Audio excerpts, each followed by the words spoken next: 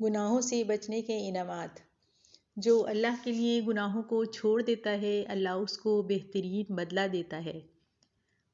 متقی کے لیے قیامت کا دن 3 گھنٹے کے مثل ہوگا۔ حضرت ابراہیم التیمی رحمۃ اللہ علیہ نے آیت جس کا مطلب یہ ہے کہ قیامت کا دن 50,000 سال کا ہوگا، المعارج کی تفسیر میں فرمایا کہ مومن کے لیے قیامت کے دن ظہر و عصر کے درمیانی وقت سے زیادہ طویل نہ ہوگا، اور گناہگار کے لیے وہ دن 50,000 سال کا ہوگا۔ فرماتے ہیں جب قیامت کا دن ہوگا تو ایک پکارنے والا پکار کر کہے گا، صابر لوگ کہاں ہیں؟ لوگوں میں سے بہت کم کھڑے ہوں گے۔ ان سے پوچھا جائے گا کس چیز پر تم نے صبر کیا؟